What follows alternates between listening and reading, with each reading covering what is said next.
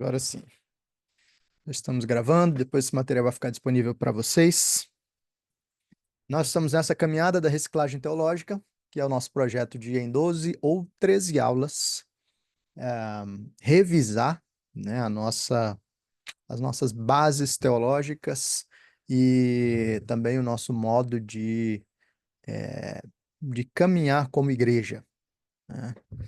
Então, especialmente para aqueles que estão chegando na nossa igreja, essa é uma oportunidade de vocês entenderem, né, o que está por trás daquilo que a gente faz, as nossas convicções, o que orienta, né, as nossas práticas e assim poderem não apenas entender melhor, como também fazer parte disso de uma forma mais consistente, né?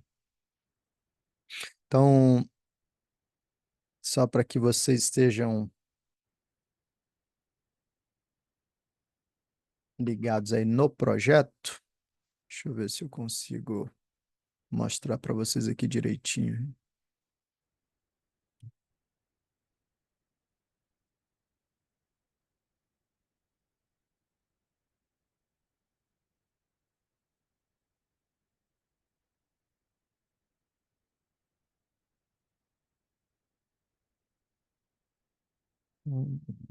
Ocean, aqui. Então, qual é o nosso plano?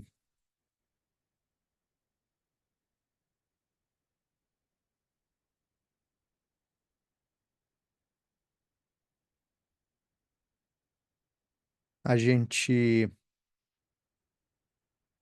está hoje, né, nessa aula de número 2, e hoje a gente começa o credo apostólico.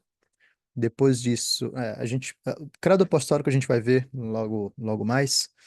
É, Normalmente é dividido em 12 artigos, né? Então a gente vai, em 3 aulas, trabalhar esses 12 artigos. Então vai ser uma média aí de 4 artigos por aula. Depois disso, a gente vai para 2 aulas sobre os 10 mandamentos, 2 aulas sobre a oração do Senhor, uma aula sobre o culto, uma aula sobre a teologia da aliança, uma aula sobre o governo presbiteriano, uma aula sobre as marcas da IP Barretos e então a gente vai ter algumas conversas, né, com aqueles que desejam se tornar membros da igreja, né, efetivamente. Então esse é o nosso projeto, né?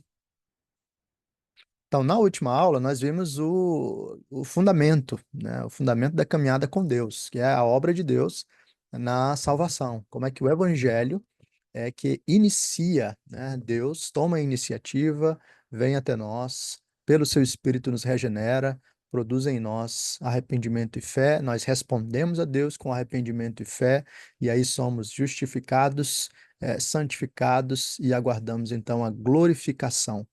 Essa é a nossa caminhada com o Senhor nesse sentido mais amplo. O fundamento da nossa vida com Deus, então, é o próprio Evangelho, é aquilo que Deus fez em nós, né?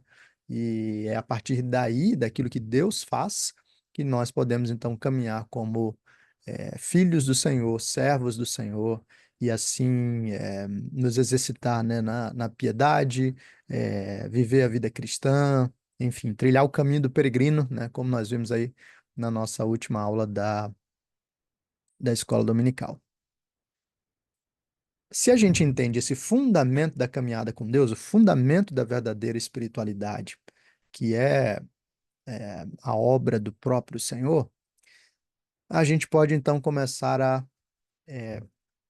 estruturar, vamos dizer assim, o, o pensamento cristão, a doutrina cristã, de uma forma mais ampla.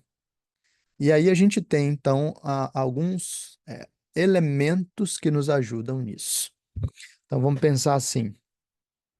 A gente falou que é, a vida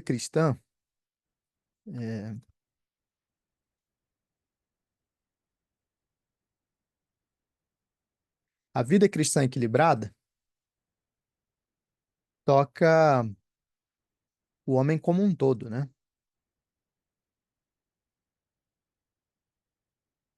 Isso significa que ela deve envolver nosso intelecto, nossas emoções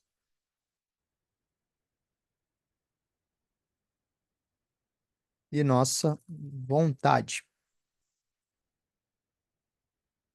Então, tentar cortar o homem, separar o homem e reduzir a vida cristã a apenas um desses elementos é se entregar a uma vida mais pobre, né? Mais limitada.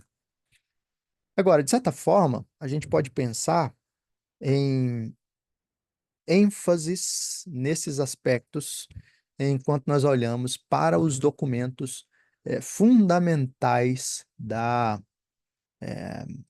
igreja. Então, esses documentos têm sido ensinados e trabalhados ao longo dos séculos para ajudar os cristãos a entender o que significa ser cristão efetivamente, né? Então, pensando aqui em termos do intelecto, a gente está falando de doutrina, né? E o documento que nos ajuda nisso é o Credo Apostólico. Pensando em emoções, a gente está falando de afetos, né? E o documento que nos ajuda nisso é a oração do Senhor. E pensando no documento, ou pensando na vontade, a gente está falando de ação, ética, ação, obediência. Então, a gente está falando aqui dos 10 mandamentos.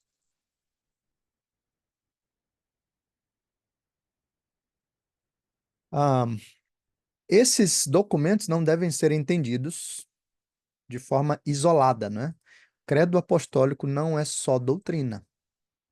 Na verdade, todos esses aspectos são interrelacionados.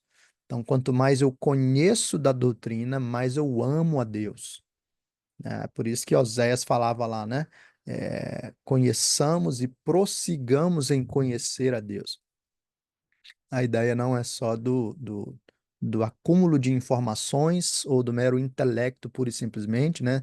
De decorar doutrinas, mas é entender como o conhecimento nos leva aos afetos transformados e a uma prática de vida, né, transformada. A gente pode também colocar aí isso em termos de outras categorias, né, que são ortodoxia,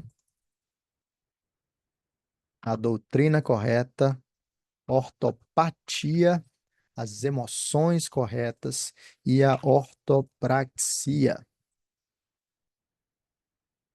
a prática correta. Então, para a gente ter uma vida cristã que seja consistente, a gente precisa trabalhar esses elementos.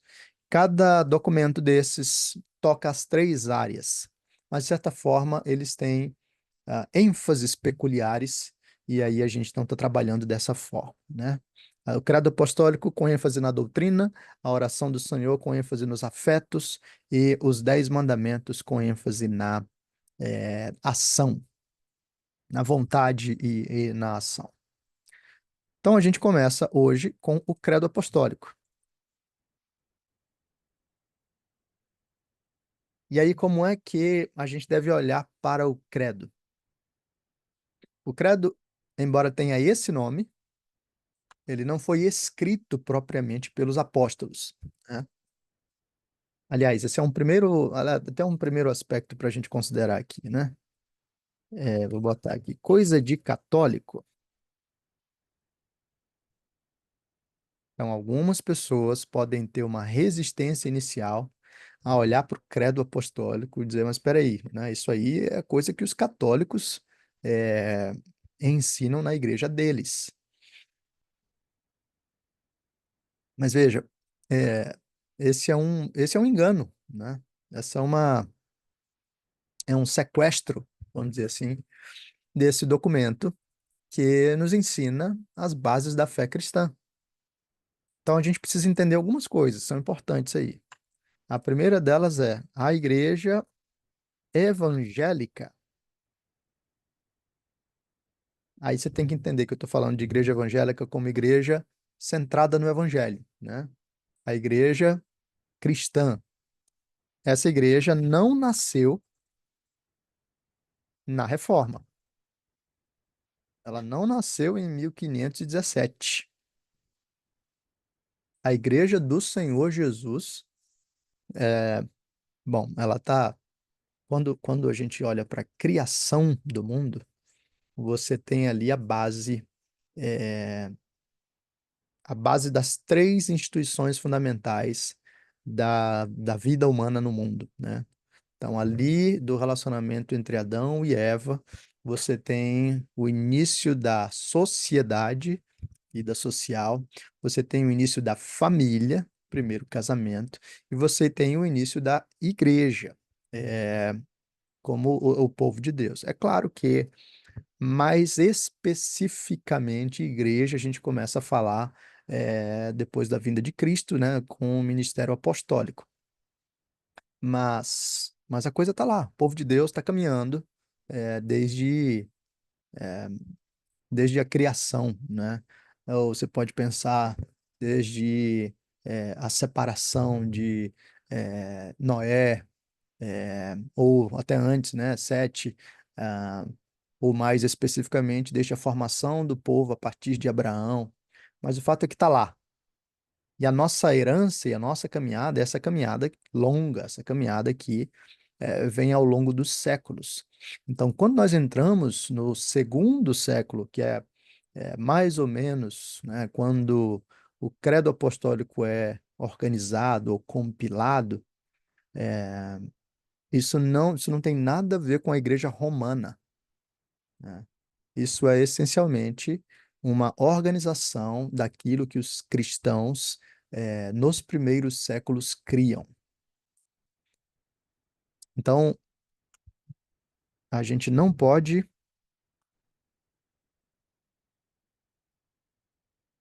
perder essa a herança preciosa que temos.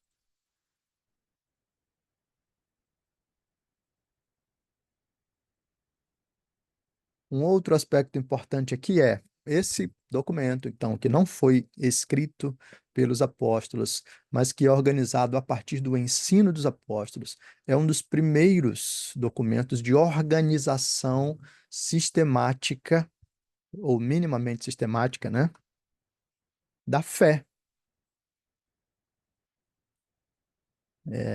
Botar condensada.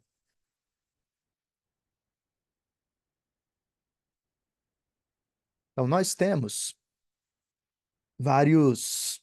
eh, nós temos 66 livros na Escritura que apresentam e definem aquilo que a gente crê.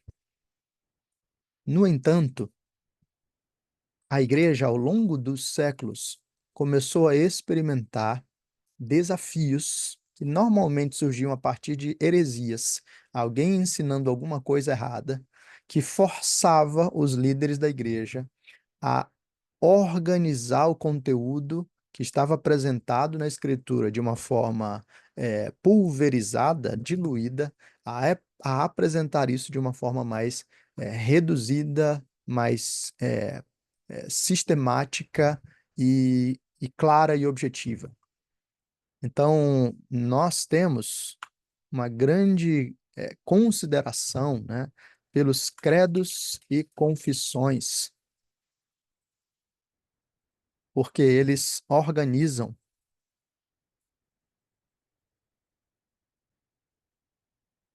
aquilo que cremos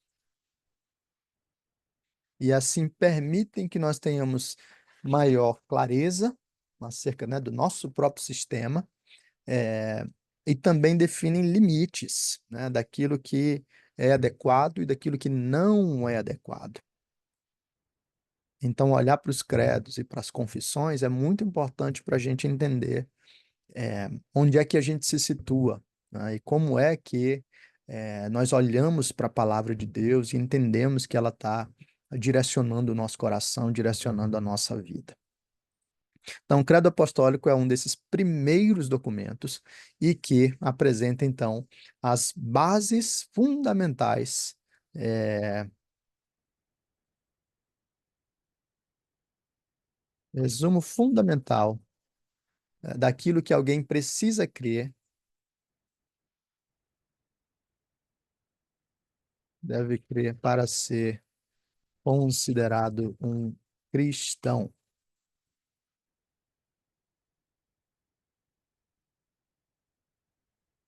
Pelo fato dele ser um documento do segundo século, algumas questões ainda não estavam presentes ali. Então, por exemplo, você não tem no Credo Apostólico uma discussão em torno da inerrância, autoridade e suficiência da Escritura. Esse é um artigo de fé fundamental para nós. Mas então esse artigo vai entrar na nossa confissão de fé de Westminster. A gente está vendo isso na igreja, né? Mas como não era uma questão, como não era uma grande discussão naquele momento o cânon ainda estava nesse processo de é, fechamento, organização, para que a igreja percebesse os livros inspirados por Deus. Então, essa ainda não era totalmente uma discussão da forma como nós a percebemos, né, posteriormente. Mas ali a gente tem o resumo fundamental do que deve ser crido. E então, o que que o credo apostólico traz para a gente? Vamos lá, deixa eu apresentar aqui para vocês. O credo apostólico tem três estruturas.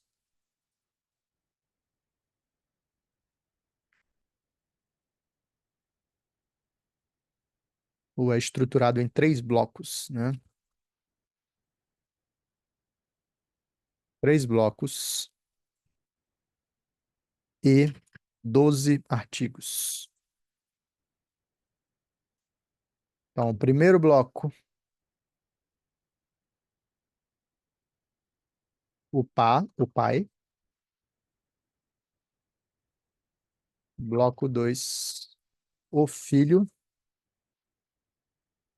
Bloco 3, o espírito, a igreja e as últimas coisas.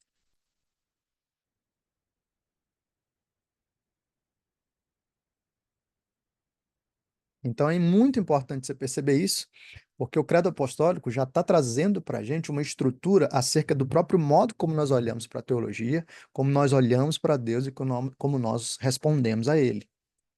O credo apostólico já afirma na sua própria estrutura a realidade de um Deus trino. Como é que isso está apresentado? Então vamos lá. Primeiro bloco do credo apostólico é o primeiro artigo que nos diz: creio em Deus Pai Todo-Poderoso, Criador do céu e da terra.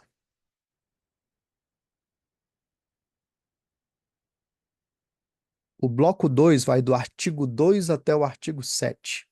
Então diz assim: artigo 2: creio em Jesus Cristo, seu único Filho, nosso Senhor. Artigo 3: o qual foi concebido por obra. Eu peguei uma outra versão aqui, vou fazendo algumas adaptações. Por obra do Espírito Santo, nasceu da Virgem Maria. Quarto, padeceu sob o poder de Pôncio Pilatos. Foi crucificado, morto e sepultado.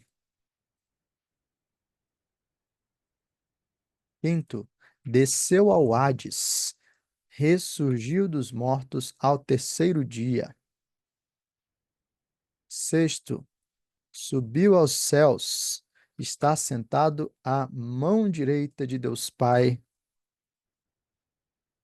Todo-Poderoso. Sete, de onde há de vir para julgar os vivos e os mortos.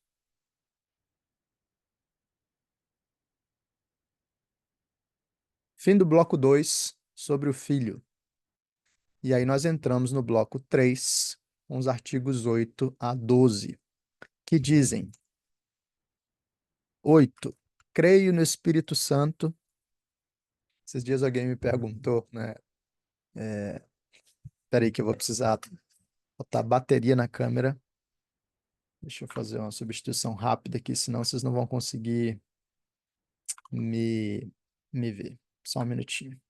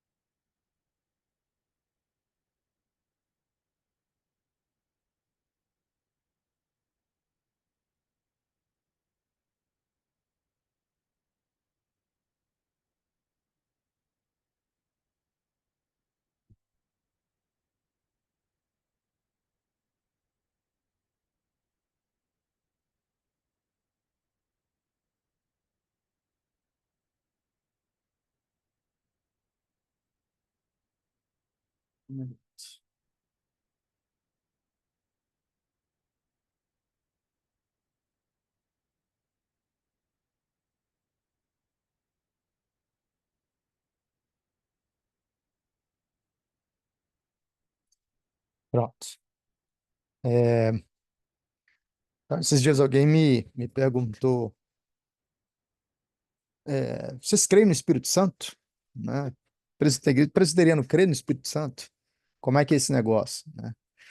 É, e, ok, né? Realmente tem essa confusão e tem muitas igrejas, né, pentecostais e tudo mais, que ensinam basicamente que os presbiterianos desistiram do Espírito Santo, né? Não creem no Espírito Santo. Mas, ó, a gente confessa o credo apostólico e uma das coisas que a gente diz explicitamente aqui, né, no artigo 8º, junto com os irmãos cristãos ao longo dos séculos, eu creio no Espírito Santo. É, artigo 9º, na Santa Igreja Universal, na comunhão dos santos. Né, os católicos usam esse artigo, quer dizer, na Santa Igreja Católica. Católico significa universal, tá? Então, quando alguém usava lá nos primeiros séculos esse termo, isso não tinha nada a ver com a igreja romana, mas entendia os atributos da igreja, e um dos atributos da igreja é a sua catolicidade. É o fato dela ser uma igreja universal, ela não está restrita apenas a um lugar específico, mas os que são do Senhor estão espalhados pelo mundo inteiro. Na remissão dos pecados, na ressurreição do corpo, na vida eterna. Amém. Então, esses são os 12 artigos do Credo Apostólico, divididos aí nessa estrutura trinitária, Pai, Filho e Espírito Santo.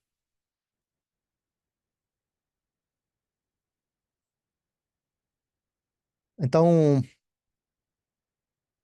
tem mais um aspecto importante aqui para a gente, né? Olhar para o Credo Apostólico e confessar o Credo Apostólico nos ajuda a entender que a nossa fé é uma fé histórica.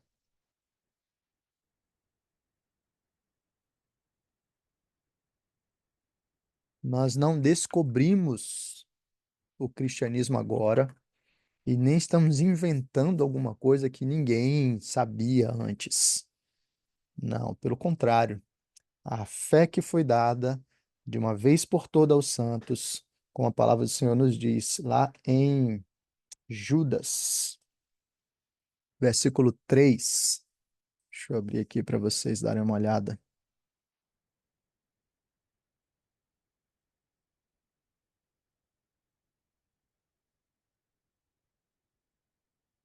Judas 3 diz assim: Amados, quando empregava toda a diligência em escrever-vos acerca da nossa comum salvação, foi que me senti obrigado a corresponder-me convosco, exortando-vos a batalhardes diligentemente pela fé que uma vez por todas foi entregue aos santos, né? Então, o que que é essa fé? Fé aqui está no sentido de sistema de fé, né? O conjunto de crenças, doutrinas, ensinamento. Então, essa fé, essas doutrinas foram entregues aos santos de uma vez por todas. E por isso nós não reinventamos o cristianismo a cada geração, nós não inventamos a roda, nós caminhamos segundo uma longa linha de cristãos fiéis que têm mantido esse ensino e essa tradição ao longo dos séculos. Ok, sendo assim, a gente pode entrar nos artigos propriamente da, do Credo Apostólico e aí observar o que é que a doutrina cristã nos ensina. Aliás, eu falei falei sobre isso é, em algum momento recentemente, acho que foi no culto. Quando a gente está pensando nesse processo de educação, eu ouvi um pastor, educação, né, assimilação,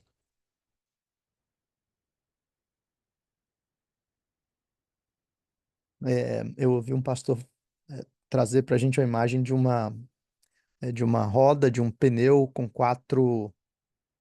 com um aro que tem quatro eixos, quatro aspectos, né? É, doutrina, história, estilo de vida e símbolos. Então, quando a gente tem esses elementos integrados, a nossa percepção e vivência da fé, na verdade, de qualquer coisa, né? Mas falando especificamente de educação na palavra, se torna mais viva. Então, a gente precisa ter uma base mais direta que está fundamentando aquilo que a gente crê. A gente precisa ter isso organizado na forma de histórias, porque nos dão um senso de pertencimento, direção e tocam também essa dimensão imaginativa, sensível. A gente precisa ter um estilo de vida para perceber como é que essas coisas são praticadas a partir de rotinas comuns, e a gente precisa de símbolos, rituais que confiram significado às práticas comuns, né, do dia a dia. Então, a gente tem tudo isso, por exemplo, no culto. No culto, a gente tem doutrina, história, eh, talvez essa questão do estilo de vida seja a partir do culto, né? Ah, mas tem também aqui os símbolos.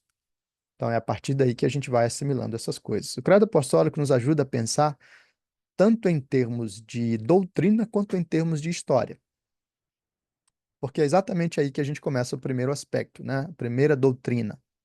Então, o que que nós temos aqui no bloco um? Creio em Deus Pai Todo-Poderoso, Criador do céu e da terra. Então, nós temos algumas coisas ensinadas aqui. Primeiro, nós temos a realidade da primeira pessoa da Trindade,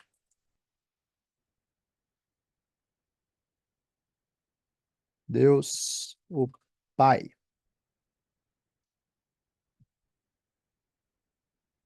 Então, a Escritura aponta para a gente a realidade de que o nosso Deus é um Deus trino, é um Deus trino. E eu sei que para maioria de nós, né, para todos nós, a doutrina da Trindade, por vezes, é um negócio difícil de você entender. Ah, mas ela é uma doutrina fundamental para para nossa caminhada. Por que que ela é fundamental? Ela nos ensina alguns elementos que precisam ser reconhecidos por nós. Por exemplo, o primeiro deles é a realidade de que o nosso Deus é um Deus pessoal.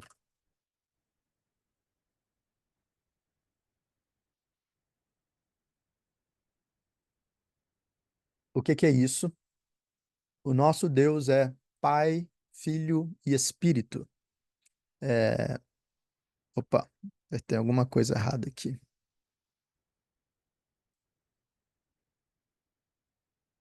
Deixa eu ver como é que eu saio disso. Aí. O nosso Deus é um Deus pessoal.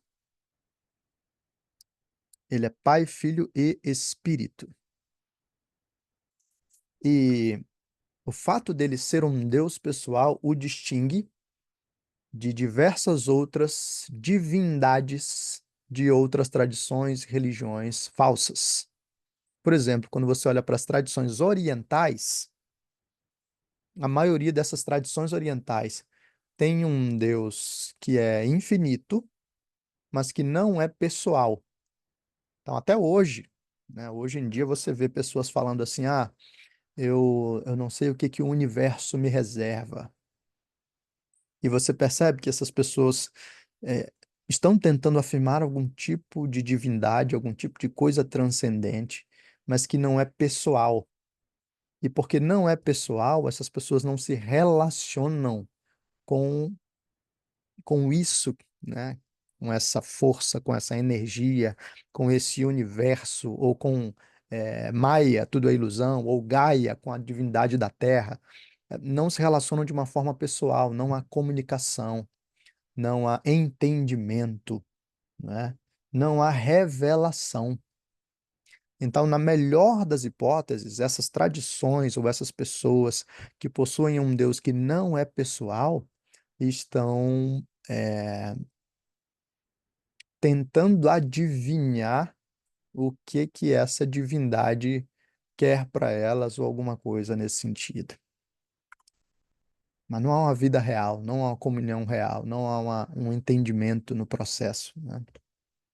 Então, na tradição cristã, nós temos um Deus que é pessoal, mas um Deus que não é somente pessoal, um Deus que é infinito.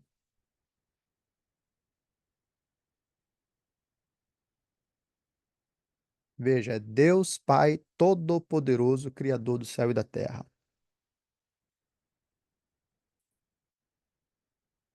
Por que que isso aqui é importante para nós? Porque existem outras tradições que possuem um Deus pessoal, mas um Deus que não é infinito. Então, se você olhar para as divindades gregas, romanas, você vai ter deuses que são ah, seres humanos melhorados. Mas você olha para o panteão grego e olha para os mitos gregos, você vai perceber um Deus puxando a perna do outro, lutando contra o outro, derrotando o outro. Então, os deuses nesses panteões, eles não são deuses firmes o suficiente para sustentar a vida humana. Eles são homens um pouco mais fortes, mas que podem ser enganados. Pensa em Hércules, vencendo vários deuses, né? Então, na Escritura, a gente tem a revelação de um Deus que é pessoal, um Deus que fala conosco, um Deus com quem nós nos relacionamos, e um Deus que é infinito. Ele é todo-poderoso, ele é supremo. Então, isso faz toda a diferença. O Deus diante de quem nós estamos é um Deus infinito e pessoal, e isso o distingue de todos os outros falsos deuses. Mas o fato de ser um Deus trino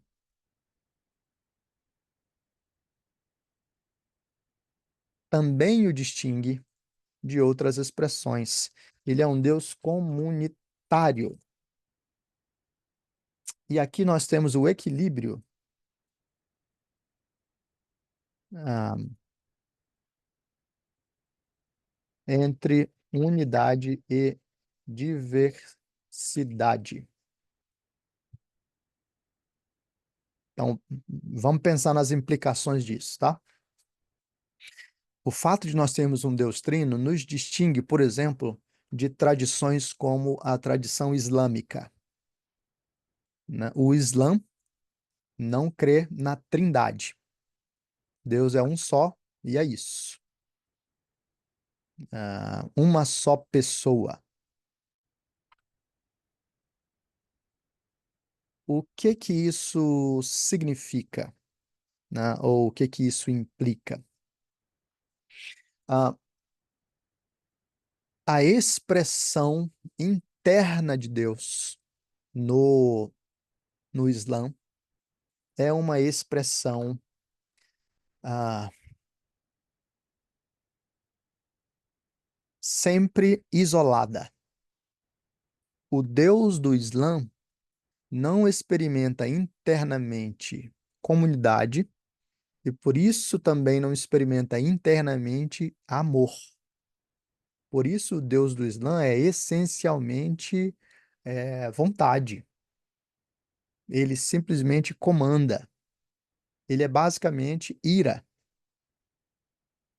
O Deus cristão é um Deus que se manifesta, é um Deus que se revela na sua trindade. Ele é Pai, Filho e Espírito.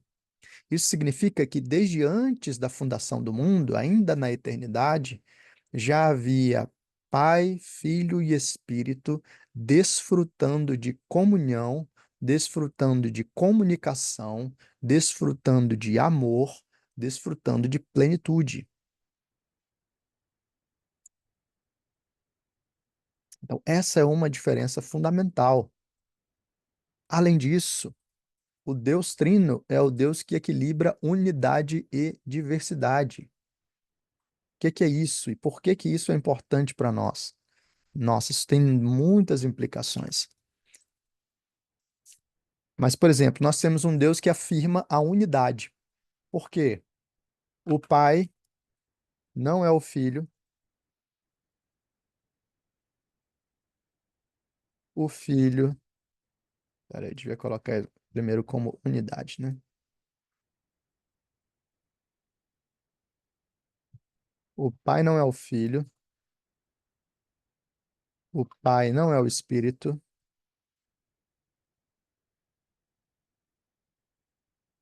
o Filho não é o Espírito. Cada pessoa da Trindade é uma pessoa, é distinta. O Pai é o Pai, o Filho é o Filho, o Espírito é o Espírito. E aí nós temos uma base para a unidade. Cada um é um. Mas, ao mesmo tempo, Pai, Filho e Espírito são o único e verdadeiro Deus.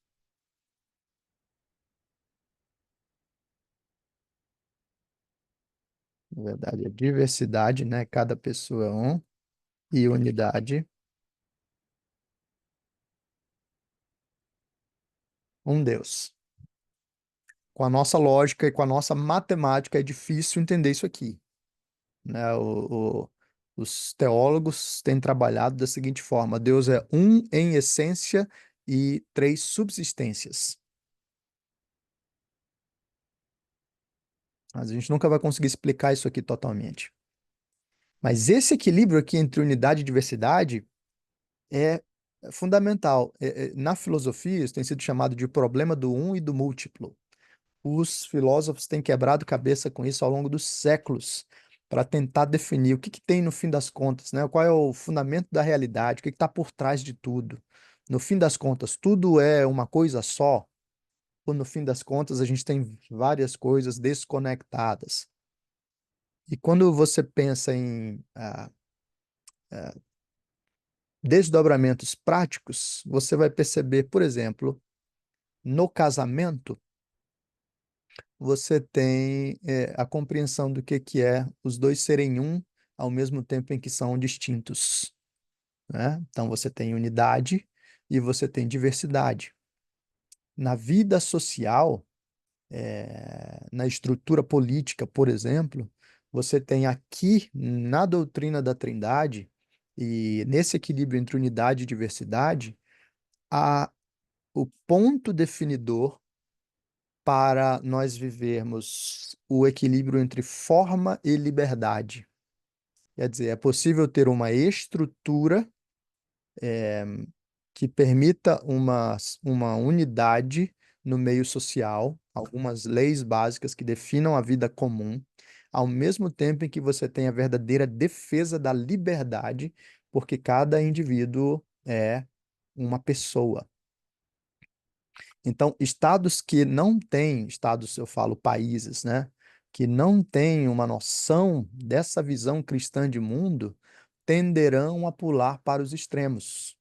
Então, você terá estados socialistas que privilegiam a unidade, então tudo tem que ser igual, tudo é regulado pelo governo. Então, é ração de comida para todo mundo, a roupa tem que ser semelhante, as escolas têm que ser do governo, e etc, etc. Ou você tem estados, países que estão ancorados numa visão mais secularizada, focalizada no indivíduo, né? Então, na diversidade. Então, é assim, cada um segue sua vida, é algo muito mais próximo da anarquia, né? E não deve ter nenhuma estrutura política dizendo, ou legal, dizendo o que que as pessoas devem fazer e como elas devem viver.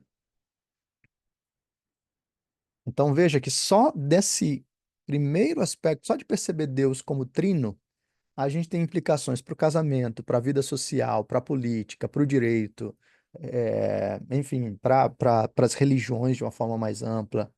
Tem muitos significados.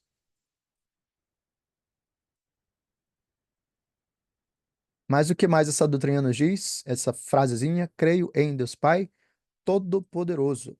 Então, nós temos aqui os atributos de Deus. Porque Deus é um Deus infinito, ele tem atributos fundamentais da sua infinitude. Então, Deus é infinito no seu conhecimento,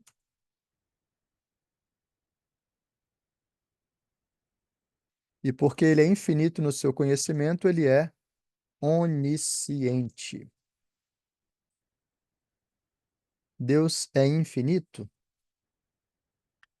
no seu poder, e porque Deus é infinito no seu poder, ele é onipresente. Deus é infinito, é, onipotente, perdão, aqui, né? Deus é infinito na sua presença, por isso ele é onipresente.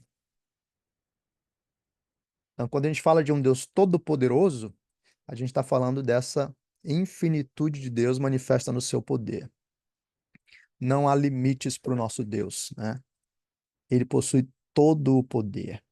Isso nos coloca diante de um Deus que é completo, né? Imagina, você olha para o país agora, né? Pensa nos nossos dias. E você está lidando com o dólar hoje bateu 5,52. Você olha tragédias, sei lá, no Rio Grande do Sul, e às vezes você vê o que aconteceu agora em termos de liberação, né?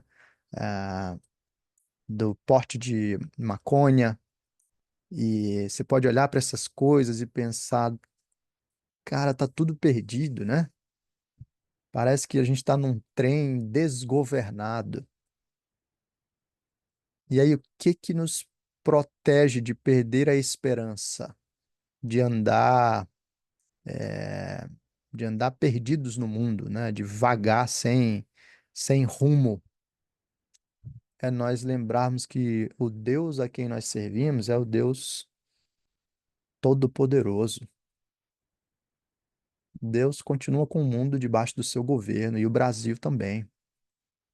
Nada é impossível para ele, não tem nada desgovernado, não tem nada fora de controle, assim como não tem nada que o nosso Deus não possa fazer, né? Então isso nos dá um senso de estabilidade no mundo.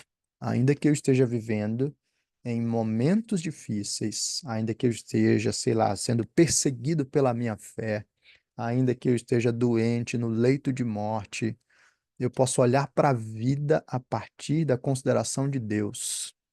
Ele é um Deus onipotente. Por isso eu posso buscá-lo na minha angústia. Por isso eu posso crer nele, nas suas palavras, nas suas promessas. Por isso eu não preciso perder a esperança quando meu casamento entrar em crise. Eu não preciso entrar em crise quando alguma coisa dos meus planos para a vida se perderem, né, ou forem frustrados. O Deus diante de quem eu estou, diante de quem eu vivo, é um Deus todo-poderoso. E isso me dá uma posição no mundo, uma presença no mundo que é diferente, é diferente, né? Então, creio em Deus Pai Todo-Poderoso, Criador do céu e da terra. Então, aqui nós olhamos para o mundo, primeiro, para a ação de Deus, né? É, nós vimos o caráter de Deus, atributos de Deus, e vemos agora obras de Deus, né? Ou obra de Deus. E Deus é criador. Então, o primeiro aspecto é esse: Deus é criador, e isso manifesta a criatividade do nosso Senhor. Ele é criador do céu e da terra. Quando você pensa em Deus como um Deus criador, especialmente, né, você contempla a criação, você percebe o quão é, majestoso, né, é esse Deus. Olha para a borboleta, né? Olha para variedade de texturas, cores, padrões. Olha para a joaninha, é, sei lá, né? Olha pro pôr do sol e percebe a variação de degradês é, em um pôr do sol. Em um lugar puxando mais para o roxo, em outro mais para o laranja, outros mais pro azul. E olha para a aurora boreal, né? E em todas essas coisas você tem uma manifestação de um Deus que é profundamente criativo. E olhar para esse Deus tão criativo nos faz considerar quem ele é e algo daquilo que ele colocou em nós também. Porque é assim que nós somos chamados para ser subcriadores, né? O Deus criador que nos fez a sua imagem e semelhança, nos fez seres criativos também. E nos chamou para continuar, vamos dizer assim, essa obra de criação, ou de subcriação, no mundo, né? Por meio desse mandato cultural em que nós respondemos a esse chamado de Deus. Mas tudo começa olhando para um Deus que é criador. Esse Deus, criador do céu e da terra, criou o mundo a partir do nada. Então, essa é uma doutrina que nós chamamos de criação ex nihilo.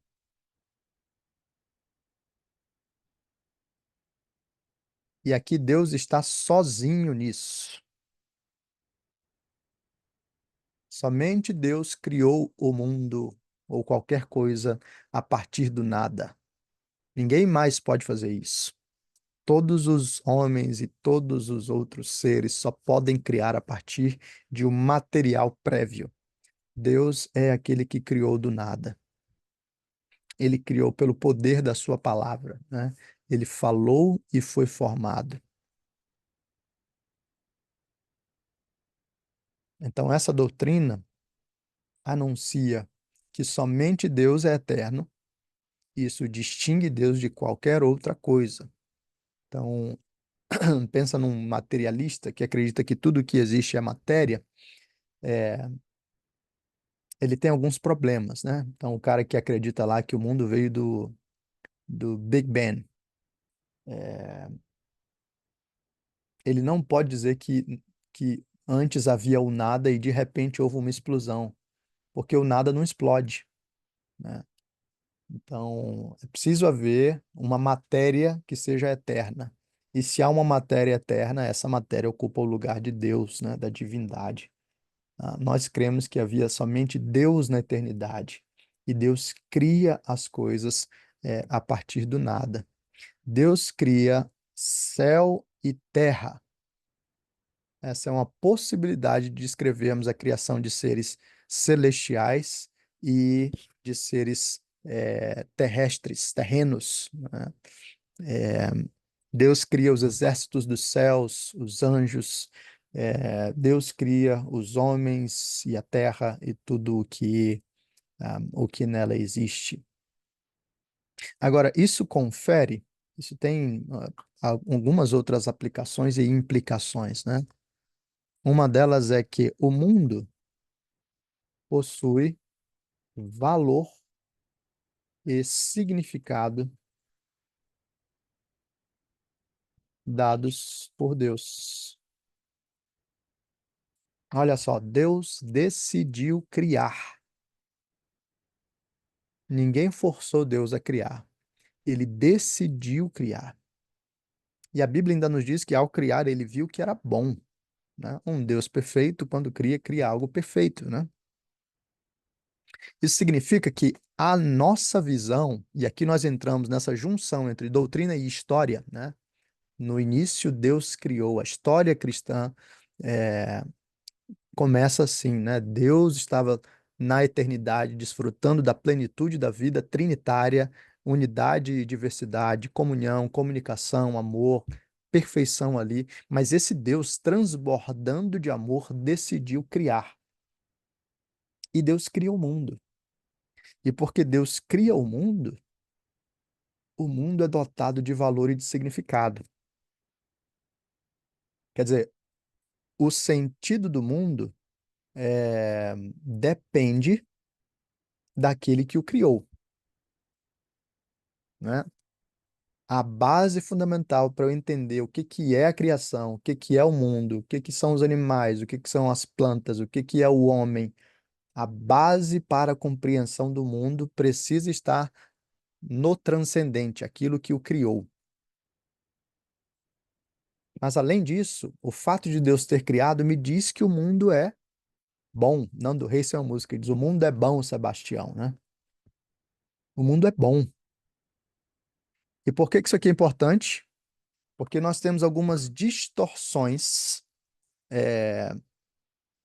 que vêm da filosofia grega, mas que também foram incorporadas pelo cristianismo e que nos ensinam algo diferente daquilo que nós afirmamos no Credo Apostólico, né? Então, algumas pessoas acreditam que esse mundo é mau e que, assim, o nosso papel como cristãos é desejar o máximo possível nos livrar desse mundo. Mas não é isso. O que a história cristã nos diz é que esse mundo é bom, foi criado bom, mas experimentou queda, distorção e ruptura com a entrada do pecado. Então, o problema não é metafísico. O problema não é sobre a natureza do mundo. O problema é moral. O problema é o pecado que trouxe maldição para o mundo. Então, com isso, a solução não é você tentar fugir desse mundo. A solução é o pecado ser vencido. E é exatamente isso que Deus faz por meio de Cristo, né? Então é por isso que nós cremos que o mundo será restaurado, ou está sendo restaurado, né? Como é que a gente crê nisso? É, deixa eu abrir para vocês aqui Romanos, capítulo 8,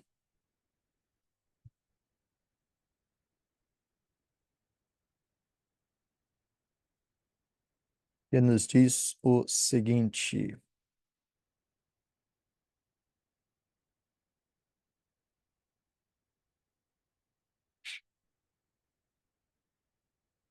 Romanos 8, a partir do versículo 18. Diz assim: Porque tenho para mim, quer dizer, porque para mim tenho por certo que os sofrimentos do tempo presente não podem ser comparados com a glória a ser revelada em nós. A ardente expectativa da criação aguarda a revelação dos filhos de Deus, pois a criação está sujeita à vaidade, não voluntariamente, mas por causa daquele que a sujeitou, na esperança de que a própria criação será redimida do cativeiro da corrupção para a liberdade da glória dos filhos de Deus, porque sabemos que toda a criação, a um só tempo, geme e suporta angústias até agora. E não somente ela, mas também nós que temos as primícias do Espírito, igualmente gememos em nosso íntimo, aguardando a adoção de filhos, a redenção do nosso corpo. E que Paulo está dizendo aqui, presta atenção nisso, né? Paulo está dizendo que o mundo, a criação, foi subjugada. Por causa do pecado, o mundo foi amaldiçoado, né? Mas o que que a criação está fazendo? Ela está esperando, a ardente expectativa da criação, aguarda a revelação dos filhos de Deus. Ela está esperando esse dia em que os filhos de Deus serão revelados em sua plenitude. E a própria criação será redimida do cativeiro da corrupção para a liberdade da glória dos filhos de Deus. E não só a criação, né? A criação está gemendo, mas nós também estamos gemendo esperando esse dia. Não é isso que acontece com a gente? A gente não está gemendo, dizendo, puxa, né? Quando é que vai chegar o dia que eu não vou ter mais essas crises que eu tenho, essas lutas com o pecado que eu tenho, esses problemas no casamento, no relacionamento com o meu chefe, ou com meus amigos, ou com meus pais? Nós esperamos o dia em que nós vamos estar completamente livres daquilo que nos traz problema, daquilo que nos embaraça. E o que Paulo está dizendo é: esse dia vai chegar, né? A criação vai ser redimida. Então, nós não afirmamos que esse mundo é mau e por isso ele vai ser destruído por Deus e daí a gente vai ficar só no céu e todo mundo vai virar anjinho e lá no céu todo mundo com uma harpa na mão, vestido de bata, cantando o dia inteiro. Não é essa a visão que nós temos acerca da restauração de todas as coisas, porque nós não cremos que esse mundo é mau. Então, a solução não vai ser acabar com esse mundo. A solução que Deus está apresentando é: Ele enviou o seu Filho, e pelo seu Filho Ele está fazendo novas todas as coisas. E essa terra, a criação, será restaurada, será redimida. Nós teremos essa terra sem eh, a maldição do pecado. É por isso que Deus diz: os mansos herdarão a terra, né? Então, como é que eles herdariam a terra se a terra fosse destruída? Eles herdarão a terra porque essa terra vai ser restaurada. Então, você pode dizer, mas pastor, a gente não vai para o céu? O céu é um estado intermediário, né? Quando a gente morre, a gente vai para o céu. Mas o que vai acontecer lá no fim, Apocalipse nos diz, né, que a Jerusalém, a nova Jerusalém, desce do alto, ela vem para cá. Então, nós teremos novo céu e nova terra, essas coisas integradas. Então, afirmar que Deus criou os céus e a terra é afirmar esse mundo é bom. Ele está sob a maldição do pecado, mas Cristo está fazendo novas todas as coisas. E por isso a nossa postura diante do mundo não é a postura de fuga, de escapismo, mas é uma postura de presença no mundo que reconhece a beleza da criação de Deus, ao mesmo tempo em que lamenta pelas distorções do pecado e que geme aguardando a restauração.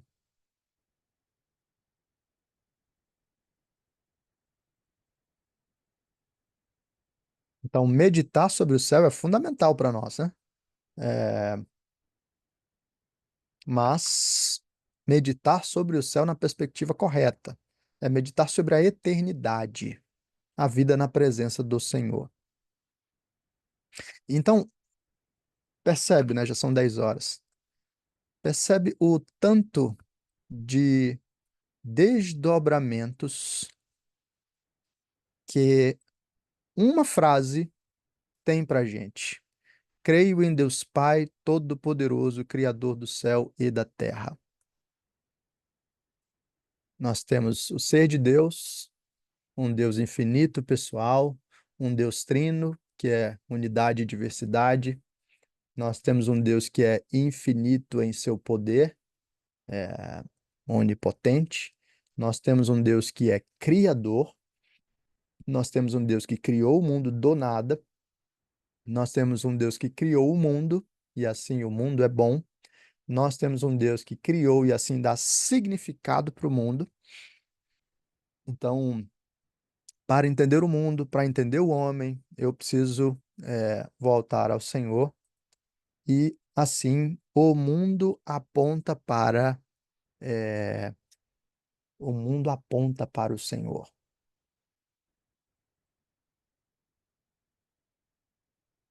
Então, a doutrina cristã vai trazer implicações aí para o casamento, para a política, para o direito, para a legislação, para os relacionamentos, não só dentro do casamento, relacionamentos sociais de forma mais ampla, para a nossa espiritualidade, para a nossa postura no meio do mundo, para a nossa criatividade.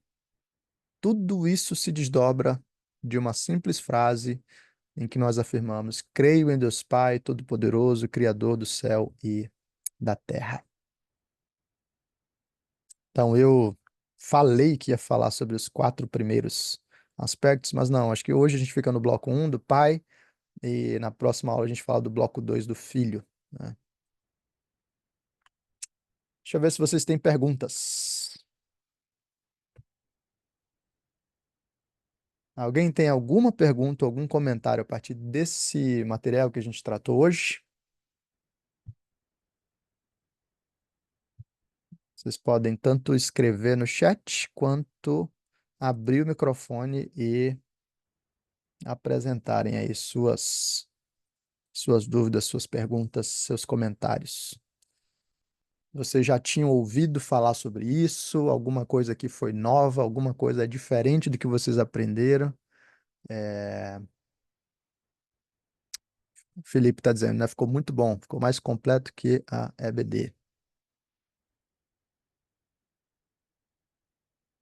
Você está falando daquela EBD de 2021, quando eu tratei do Credo Apostólico? Né? É, é isso, porque eu estou me esforçando aqui para falar de um horário aqui, né, direitinho. Ah, o Kleber está dizendo, achei interessante a questão da Nova Jerusalém. Ah, é sim. Então, como eu falei, tem uma distorção, né? Que é uma mistura de filosofia grega com cristianismo, misticismo pagão, mas é isso que eu chamo de gnosticismo. O gnosticismo ensina assim, ó, tudo que é material é mal. Então, esse mundo é mal, essa carne é má. Então, o nosso desenvolvimento se dá à medida em que nós nos desprendemos da matéria. Então, eu tenho que me livrar desse mundo e pensar em termos de ir para o céu ou para algum lugar distante. E lá no céu eu tenho que ser um ser meio que angelical, né? O corpo físico e essas coisas não podem se fazer tão presentes assim. Mas isso é o contrário do que a Bíblia diz. A Bíblia diz que esse corpo aqui vai ser ressuscitado. Claro, ele vai ser glorificado, né? Vai ser transformado. Mas é esse corpo e é esse mundo restaurado, né? Então, isso faz muita diferença. O corpo não é a prisão da alma e esse mundo não é um fardo que a gente tem que carregar até chegar num lugar diferente. Não. Esse é o lugar da graça e da bondade de Deus.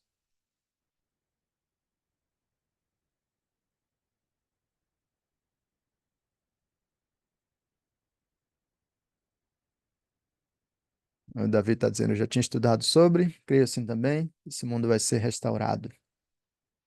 É.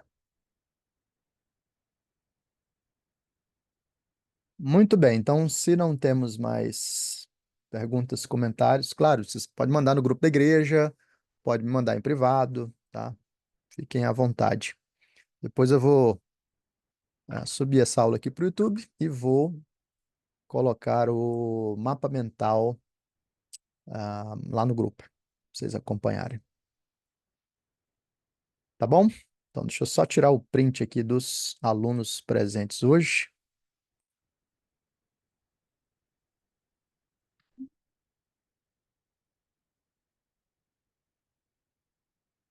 Obrigado pelo tempo de vocês. Espero que tenha sido encorajador. A ideia, né? Pensa assim, né? Estudar doutrina não é simplesmente decorar um conjunto de palavras ou frases, né? Mas é perceber como isso nos revela a Deus, como isso nos faz conhecer mais o Senhor e como isso reorganiza a nossa vida no mundo, né? Então, doutrina é um negócio vivo, negócio vivo. Você está pensando aqui no Deus que é trino e você está pensando sobre o fundamento de sociedades que se organizam em torno de respeito à liberdade, ao mesmo tempo em que não fogem da estrutura, né? Somente a visão cristã providencia esse equilíbrio para a gente. Pensa em termos de numa resposta de contemplação para o mundo, que olha para a beleza do mundo e diz como nós temos um Deus criador e criativo, né? Então, estudar a doutrina é, de fato, perceber a vida que Deus nos concede e como a riqueza da palavra reorganiza a nossa presença no mundo. Então, é assim que a gente precisa perceber, tá bom? Então, obrigado pelo tempo de vocês. Vamos fazer uma oração? Deus bendito, te agradecemos por esse começo, da nossa reciclagem teológica e por olharmos esse primeiro artigo do Credo, esse primeiro bloco, que nos fala do Pai. Obrigado, Senhor, porque a tua palavra é tão rica e a doutrina e a história cristã é tão bela. Ajuda-nos a perceber, a aprender, a assimilar e a admirar esses aspectos para que o nosso coração seja aquecido e o nosso amor pelo Senhor seja elevado cada vez mais. Produz vida em nós pela tua palavra e ajuda-nos a estar firmados na sã doutrina. Nós te agradecemos e pedimos a tua bênção em nome de Jesus. Amém. Valeu, gente. Deus abençoe. Próxima aula daqui a 2 semanas, tá bom? A gente vai avisando na igreja e no grupo. Boa noite, Léo. Boa noite, Suelen. O Kleber tá dizendo, estudar Apocalipse. Aí você quer treta, né? Não, vai ser bom. Tchau, tchau. Boa noite.